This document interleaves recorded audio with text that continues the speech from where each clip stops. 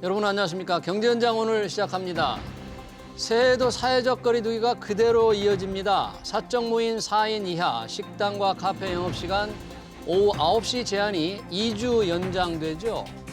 정부는 소상공인들의 불만을 달래기 위해서 500만 원의 손실보상금을 우선 지급하기로 했는데요. 사후 정산이 제대로 될지 의문입니다.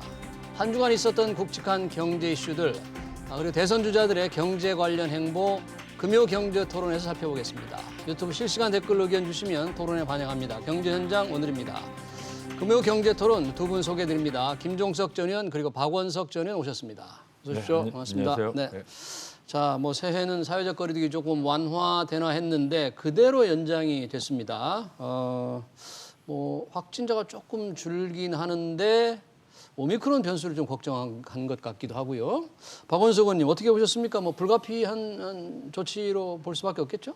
네, 사실은 뭐 위드 코로나 정책을 계속 가져왔으면 모르되 이게 다시 거리두기로 갔기 때문에 지금 확진자 수는 줄기는 했지만 위중증 사망자 숫자가 줄지 않고 있고 또 병상 가동률도 아직은 포화 상태입니다. 네. 정부에서 이제 6,500병상 시급하게 확보하겠다고 했지만 그게 아직 집행 단계에 있지 않아서 불가피하게 연기를 한 것 같고요. 예.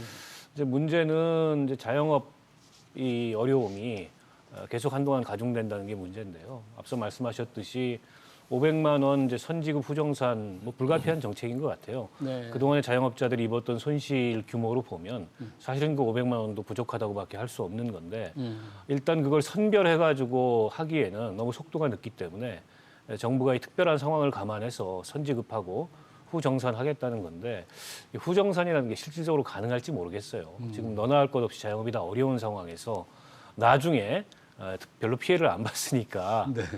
피해를 안 본 사람은 뭐 도로 이제 그걸 갖다 반환해라라고 하면 사실 자영업자들 입장에서는 항변할 내용들이 너무 많아서 네. 사실상 500만 원씩 선지원한 거다 이렇게 봐야 될 것 같습니다.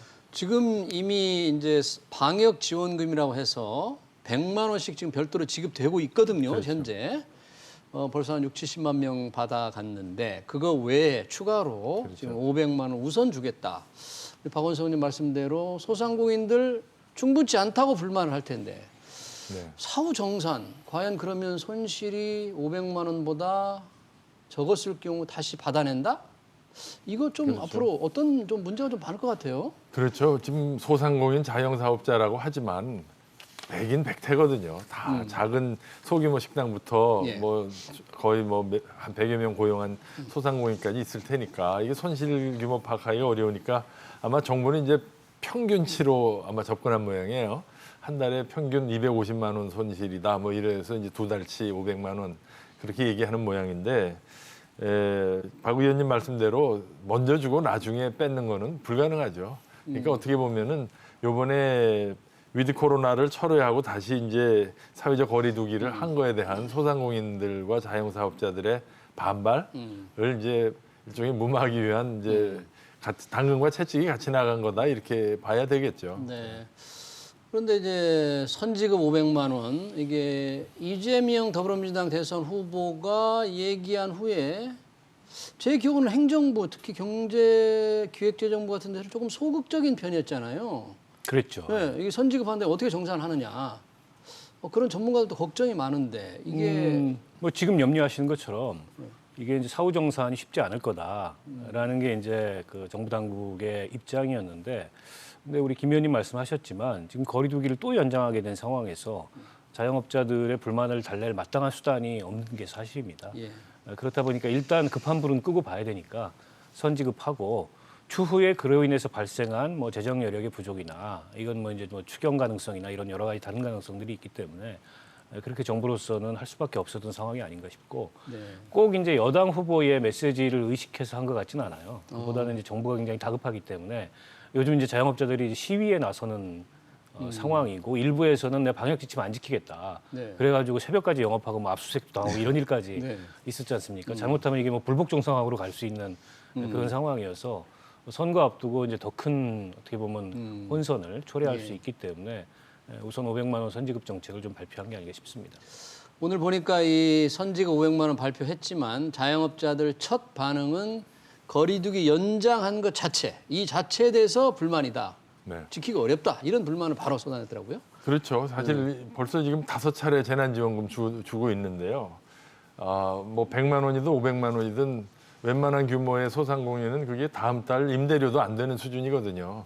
그러니까 근본적으로는 이제 영업 제한을 좀 풀어달라는 건데 이게 지금 뭐 정부로서의 딜레마 아니겠어요? 근데 눈길을 끄는 게 내년부터는 이 코로나 바이러스 전파 차단을 위한 사회적 거리두기를 중증 환자와 사망자 규모를 줄이는 쪽에 방점을 두겠다. 그동안은 이제 확산을 막기 위해서 매일매일 확진자 숫자 발표를 했는데 이 오미크론이라는 게 뭐 전파력이 대단하다면서요. 전 뭐 전문가가 아니라서 전문가들 얘기를 여기서 이제 전달드릴 뿐입니다만은 결국 전문가들은 오래전부터 이 확진 숫자는 무증상 감염도 있고 경증도 있으니까 의료 시스템 붕괴를 막는 데 접근해야 된다.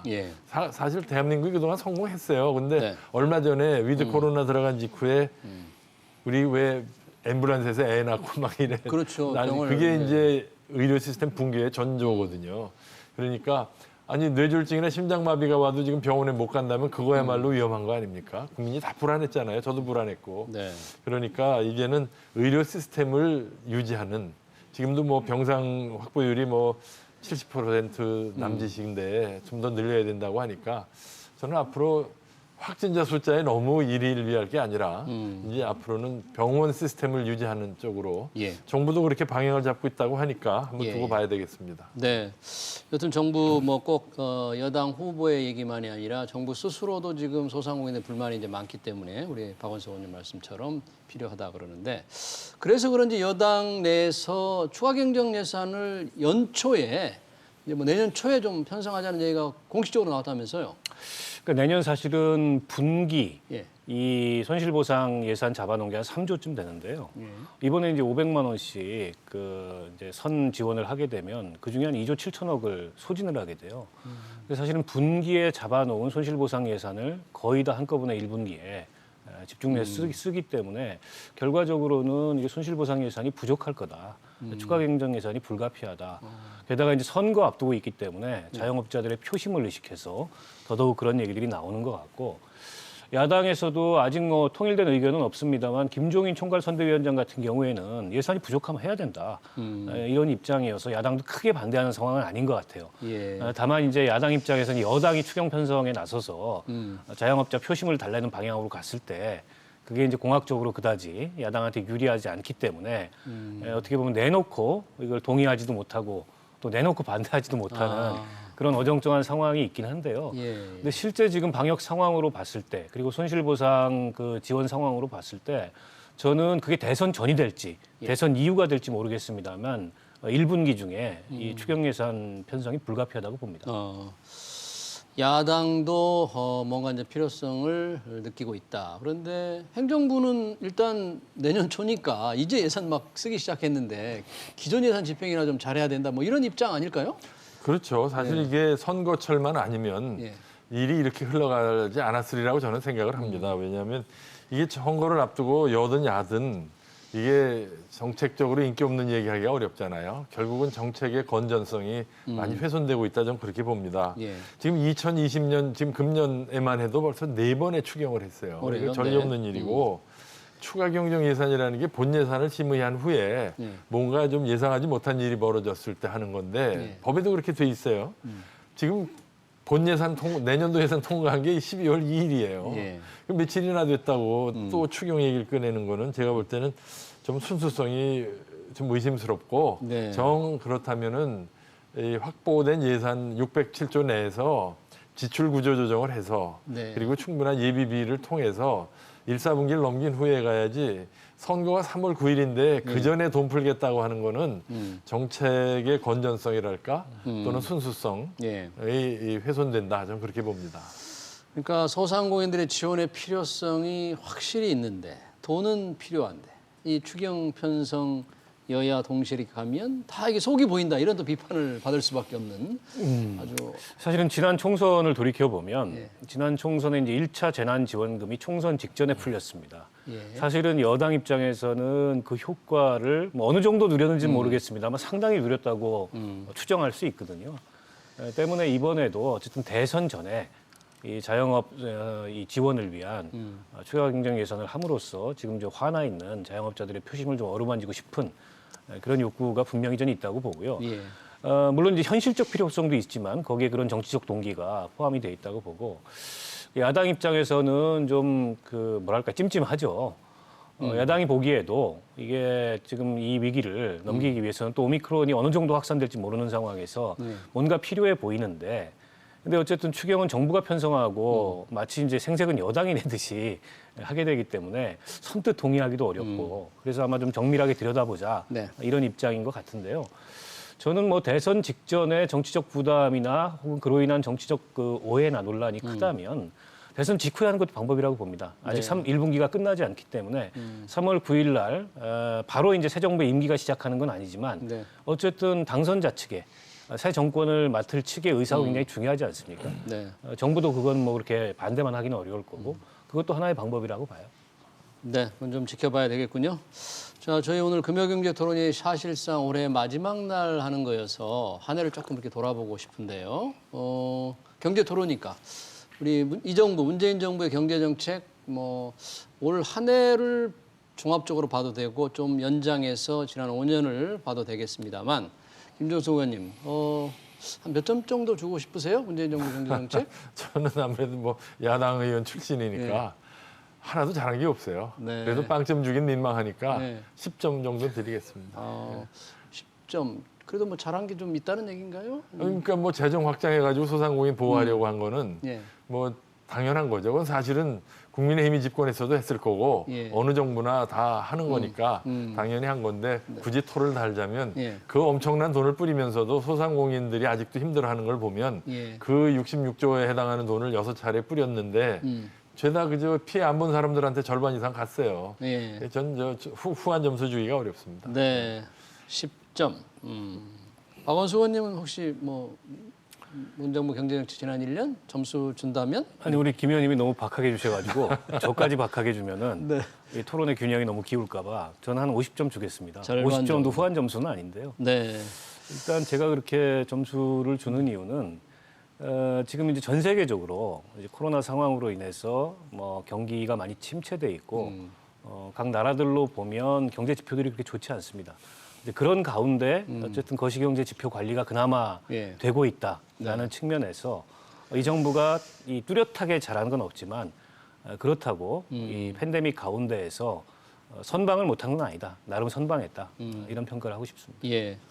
김종수 의원님, 네. 뭐 10점을 줘서 잘한 정책을 여쭤보기는 그렇고 좀 정말 잘못했다. 네. 월스트 경제 정책 좀 월스트. 꼽아주신다면 어떤?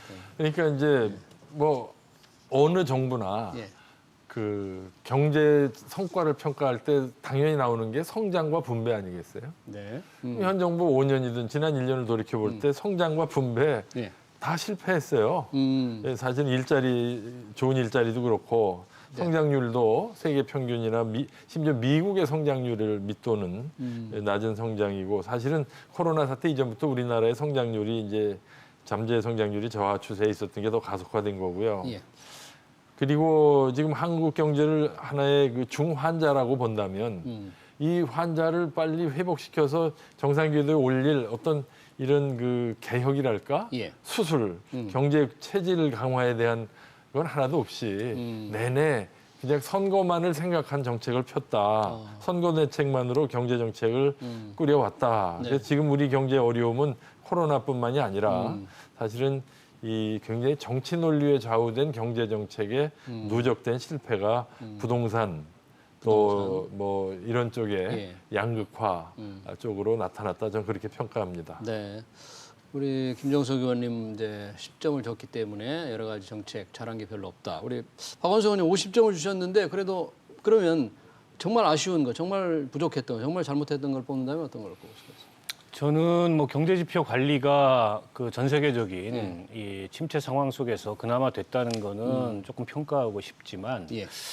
불평등이 훨씬 더 악화됐습니다. 불평등이 더 악화됐다. 네. 이제 문재인 정부 기간 통틀어서도 그렇고 또 지난 1년을 돌이켜봐도 그렇습니다. 어떻게 보면 전 세계적으로 이 불평등이 커지는 추세긴 한데 우리는 전 세계적인 그 불평등 추이보다 더 사실은 불평등이 심화된 네. 상황이거든요. 예. 이 점에 대해서 특히나 그 공정을 표방하고 또 어떻게 보면 평등을 표방하고 이랬던 현 정부의 가치로 봤을 때 이렇게 경제 상황이 경제적 불평등 상황이 악화되는 것을 막지 못한 것은 어떻게 보면 이 정부의 한계일 수도 있고 예. 어쨌든 정책 집행상의 여러 가지 오류들이 겹쳐서 그렇고 특히나 이제 부동산 정책이 실패함으로 인해서 예. 자산 격차가 아주 극단화되고 있어요. 그리고 과거에는 이제 소득 불평등이 훨씬 더 그 불평등의 이 격차가 컸었는데 지금 이제 불평등의 핵심은 자산 불평등이거든요. 특히나 요즘에 이제 청년 세대들이 겪는 어떤 불평등 문제 같은 경우에 자산 불평등에서 대표적으로 오고 있는데요. 그 점에 있어서 이제 부동산 정책의 실패 같은 것이 큰 정책적인 오점을 남긴 게 아닌가 싶습니다. 네, 그렇군요. 이 정부가 상징적으로 굉장히 중요한 공정에 대해서 좀 네. 성과를 못 이뤘다는 게 뼈아픈 지적이네요. 네, 그렇죠. 사실 경제가 어려우면 제일 피해를 보는 쪽이 당연히 저소득층이고 이제 빈곤층인데요. 사실은 이 불평등의 심화 이전에 지금 경제가 어려우면서 우리나라의 빈곤층이 더 늘어나고 어려워졌어요. 그 통계청 자료를 봐도 그렇게 나오거든요. 예. 그러니까 격차를 줄이려는 노력이 오히려 역설적으로 그 경제를 더 어렵게 했다면 우리는 빈곤 해소에 좀 더 치중해야 되는 게 아닌가. 그러면 빈곤 해소를 어떻게 하느냐. 지금 현 정부는 빈곤층 하위 20%의 소득의 절반 이상을 지금 보조금으로 주고 있거든요. 그게 아니라 일자리 기회, 경제적 기회를 주고 예. 그 사람들이 세금을 내는 일자리를 얻게 해야 세금도 더 거치고 그래야 또 복지 재원도 마련이 되는데 현 정부는 지금 무조건 불평등을 완화한다고 하면서 재분배로 들어가가지고 오히려 이 저소득층의 정부 의존성, 보조금 의존성을 높이고 오히려 세금으로 일자리를 유지하는 이런 것이 정책 실패라고 좀 보고요. 딱 한 가지만 더 지적하면 네. 지금 전기요금, 가스요금을 3월 이후로 넘긴다고 그랬어요. 그렇습니다. 대선 인상을 이후로. 시기를. 네. 이게 꼼수죠. 왜 현 정부가 자기네들의 지금 정책 실패를 예. 선거 이후로 넘기느냐. 그러면서 부동산 양도소득세 인하는 또 빨리 선거 전에 하라고 그러고 말이죠. 예. 저는 이런 게 바로 정치 논리가 경제 정책을 왜곡시키는 전형적인 사례다. 그렇게 네, 봅니다. 그렇군요. 뭐 지나가는 정부는 좀 가라 그러고요. 이제 올 정부 얘기를 조금 얘기를 더 해보겠습니다. 이재명 민주당 후보, 윤석열 국민의힘 후보. 최근 들어서 많은 여론조사가 이재명 후보의 우위로 지금 바뀌고 있는 것 같은데 뭐 좀 확실한 의미가 있는 변화입니까? 아니면은 뭐 어떻게 평가할까요, 박원석 의원님? 일단 추세상으로는 윤석열 후보의 우위가 꺾인 거는 분명한 것 같고요. 이른바 이제 후보 선출 이후에 한동안 유지됐던 컨벤션 효과가 다 소진됐고 예. 특히 이제 부인 문제가 불거지면서 윤석열 후보가 그동안에 쌓아왔던 이미지, 뭐 예. 공정과 정의, 뭐 상식 이런 이미지들이 어떻게 보면 좀 많이 훼손되고 또 당내 분란이 지금 있지 않습니까? 네. 거듭 이제 그 이준석 대표가 문제를 제기하면서 선대위원장까지 그만둔 상황에서 그게 조기에 진화가 안 되고 계속 이제 그 이 내분 상황이 유지가 되고 있는 그런 상황이다 보니까 그동안에 이제 윤석열 후보를 지지했던 그런 보수층 혹은 중도층 사이에서 과연 이 믿을 수 있느냐, 정권 교체 가능하겠냐, 정권 교체를 위해서 후보를 바꿔야 된다. 이런 응답이 심지어 보수층에서 70%가 나오는 그런 여론조사가 나올 정도로 예. 불안정성이 굉장히 높아진 게 아닌가 싶고요. 예. 김종인 총괄선대위원장을 영입하면서 뭔가 이게 이제 상승세를 계속 이어서 대세를 굳혀가지 않겠냐 이랬던 예상이 지금 전혀 예상과 다르게 흘러가고 네. 있는 게 아닌가 싶습니다. 네. 윤석열 후보의 지지율이 좀 낮아지는 여론조사 결과가 많이 나오는 건 확실할 것 같은데 네. 그 떨어지는 지지율 이재명 후보가 가져가는 겁니까? 아니면 지금 안철수 후보가 가져가는 겁니까? 지금 뭐 나타난 통계로만 보면 안철수 후보가 상당히 지금 상승세를 타고 있는 것 같아요. 예. 그러니까 지금 이재명 후보에 대한 지지율은 어떻게 보면 상당히 이제 공고해진 것 같아요. 35에서 40%는 늘 나오니까 지금 이제 그 윤석열 후보 지지율이 떨어지면서 반사이익을 안철수 후보가 보고 있다고 저는 보는데요. 네. 어느 정도 이제 선대위나 당내의 갈등은 사실 이재명 후보 쪽에도 초기에 있었죠. 그리고 이걸 이제 어떻게 극복하느냐가 네. 이제 관건인데 지난번에 울산에서 이제 회식을 하면서 봉합이 되는 것 같았는데 다시 글쎄요. 또 이렇게 이준석 대표가 또 문제 제기를 했는데요. 이런 게 제가 볼 때는 민주주의 선거 과정에서의 리더십에 대한 검증 과정이라고 봅니다. 이 과정을 통해서 윤석열이라는 후보의 위기 관리 능력과 리더십이 검증이 되는 거고 예. 지금 그 고비에 서 있다 저는 그렇게 봅니다. 이재명 후보도 뭐 벌써 몇 차례 그런 고비를 겪지 않았습니까? 네. 앞으로 60여일 남은 대선까지 이런 검증이랄까요? 네. 이게 어떻게 보면 전 민주주의의 하나의 과정이라고 보고 독재국가에서는 없는 일 아니에요. 네. 그러니까 우리 국민들이 잘 보고 현명한 판단을 해야 될 거라고 생각을 합니다. 네. 근데 이제 윤석열 후보가 얼마 전에 TK 지역 방문해서 예. 경북 선대위 출범식을 하면서 예. 굉장히 강한 톤으로 글쎄요. 이제 현 정부를 비난하고 또 현 정부의 정책을 비난하고 네. 그리고 이재명 후보를 사실 확정적 범죄자이기 때문에 같이 토론하기 어렵다, 같지 않다 뭐 이런 표현까지 있었는데요.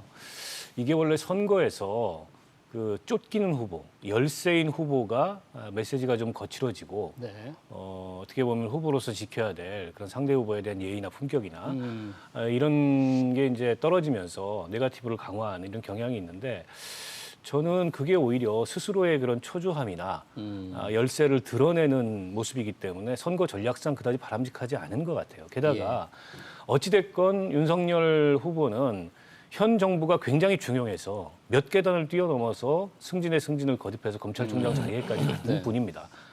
그런데 현 정부가 바보들을 데려다 국정 운영을 했다라고 얘기하는 거 굉장히 자가당착적인 얘기예요. 네. 그럼 본인도 바보냐 이런 반문에 부딪힐 수밖에 없는데 네. 그다지 좋은 현명한 선거 전략으로 보이지 않습니다. 네. 네. 뭐 근데 뭐 바보들하고 어울리기 싫어서 뛰어나온 거죠. 그런데 제가 드리고 싶은 말씀은 이제 이재명 후보는 합니다가 슬로건이잖아요. 네. 또 그분의 말하자면 추진력과 이거를 이제 상징한 슬로건과 예. 후보 이미지가 맞아요. 윤석열 후보는 사실은 현 정권의 그러한 그 비리에 저항한 그런 어떻게 보면 투사로서의 이미지의 국민에게 가지게 됐는데 지금 후보가 된 후에 보여준 이미지는 무슨 전도사 힐링, 무슨 뭐 살리는 이런 쪽으로 자꾸 가다 보니까 아마 이쪽 지지층 측에서 윤석열의 진짜 이미지, 검투사, 투사로서의 이미지를 좀 살려야 되는 거 아니냐. 슬로건하고 너무 안 맞는다. 이런 지적이 있었던 것 같아요. 그런데 지금 윤 후보가 이제 지역에 가서 막말 비슷하게 상대방 후보를 한 거는 제가 볼 때는 전략적으로는 주변의 강성 인사들이 했어야 되는 게 아닌가. 그게 사실 민주당이 쓰는 수법이거든요. 후보는 저 혼자 하는 척하면서 주변에 그 막말 잘하는 분들이 막말을 했는데 이건 윤 후보가 직접 하신 건 전 조금 앞으로 바람직하지 않은 것 같습니다. 홍준표 의원이 안 계셔서 그런 겁니다. 여튼 뭐 앞으로 60일 이상 남았기 때문에 지지율이라는 게 앞으로 뭐 어떻게 바뀔지 전혀 모르는 상황. 현재의 지지율만으로 이게 시세 판단을 하기는 좀 쉽지 않을 것 같고요. 그런 면에서 볼 때는 두 후보가 내세우는 주요한 경제 공약이 국민들한테 어떤 영향을 미칠지 관심이에요. 보면 뭐 여러 공약들이 계속 나오기 때문에 저희가 좀 최근 거로 특정을 해본다면 이재명 후보가 주택 공급 관련해서 그린벨트 훼손 가능성을 이렇게 명시적으로 다 거론하면서 좀 고민해보자. 공급을 늘리기 위해서 그린벨트 훼손할 필요가 또 있겠다. 이건 굉장한 본인의 생각을 뒤바꾼 겁니까? 어떻게 봐야 됩니까, 박 의원님? 네, 본인의 생각을 바꾼 것뿐만 아니라 어떻게 보면 민주당이 그동안에 금기시해왔던 얘기까지 꺼낸 거죠. 근데 일련의 이제 부동산 정책에 대한 이재명 후보의 어떤 정책 변화가 어떻게 보면 현 정부의 기조와는 많이 다르게 시장 중심의 그런 어떤 부동산 해법을 굉장히 강조하면서 감세도 얘기하고 또 민간 정비 사업의 활성화, 그래서 재개발, 재건축, 뭐 각종 규제 이런 것들을 제한해서 사업성을 높이고 속도를 높이겠다. 급기야는 이제 그린벨트 해제까지 얘기를 했는데요. 아마 이제 특히 이제 서울 지역의 수도권 그 중에도 서울 지역의 어떤 표심을 이 정부의 부동산 정책에 실망하고 등을 돌린 표심을 겨냥해서 일련의 이제 완화된 그런 메시지를 내고 있습니다만 저게 불러올 다른 측면에 있어서의 어떤 손실도 저는 감안을 해야 될 거라고 봅니다. 왜냐하면 여전히 대한민국에는 그 무주택자들이 굉장히 많고 그 무주택자들은 집을 살 능력이 집을 살 능력이 있는데 집값이 너무 올라서 지금 집을 못 사고 있는 그런 무주택자들도 있지만 예.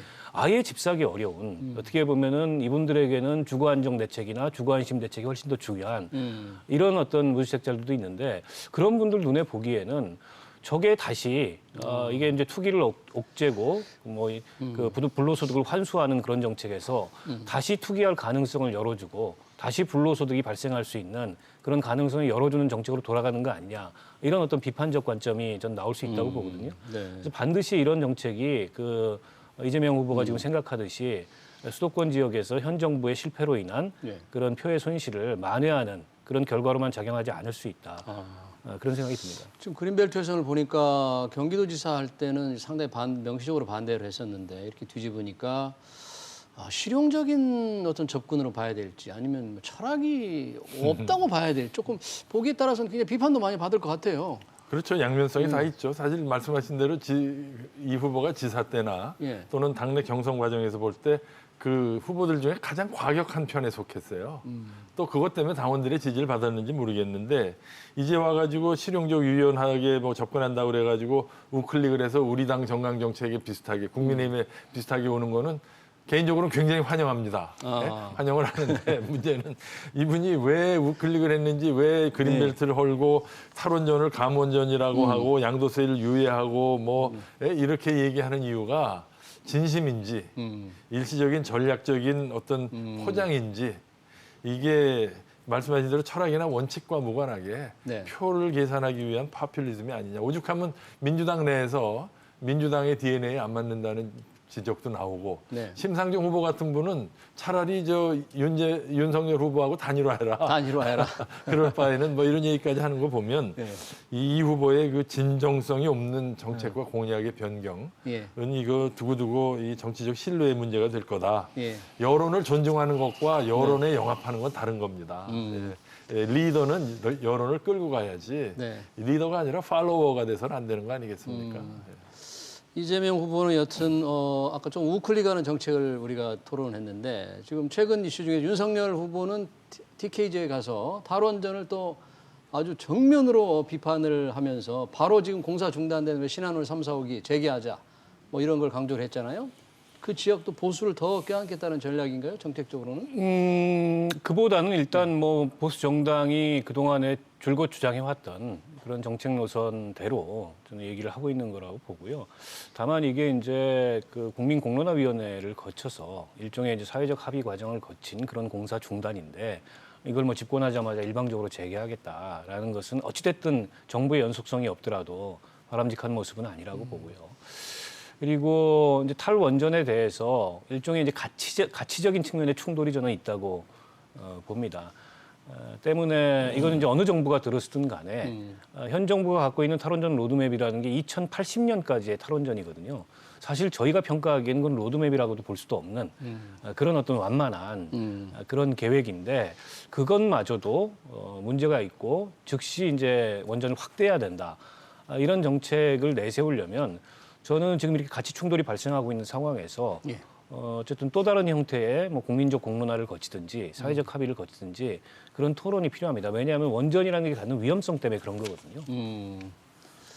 윤석열 후보가 얘기한 것 중에서 보면 또 일자리 창출을 이 원전 수출을 통해서 조금 많이 하겠다. 미국과 함께해서 뭐 동구권이라든지 중동의 원전을 수출해서 일자리를 좀 만들겠다 하는 것은 요즘 일자리 부족 상황에서는 또 뭐 좀 치고 나갈 만한 이슈도 될 것 같긴 한데. 그렇죠. 지금 대한민국이 결국 수출로 먹고 사는 나라고 그동안 반도체, 자동차, 철강, 석유화학으로 여기까지 왔잖아요. 예. 그럼 차세대 뭘 먹고 사느냐 얘기할 때 예. 많은 전문가들은 경제 전문가들은 한국의 원전 산업이 세계 최고의 경쟁력을 갖고 있다. 예. 그래서 미국에서도 안전성 인정을 받았고 중동의 나라들도 이제 석유를 원전으로 건설하면서 한국한테 기술 지원, 기술 협력 요구하는 거 아닙니까? 이거를 왜 스스로 우리가 자해 행위를 하는지. 예, 그래서 이게 뭐 가치의 문제라고 저는 보진 않고요. 예. 실용적인 경제 정책이고 국가 전략의 문제지. 그리고 이거를 무슨 공론화위원회를 통해서 국론 합의가 있었다?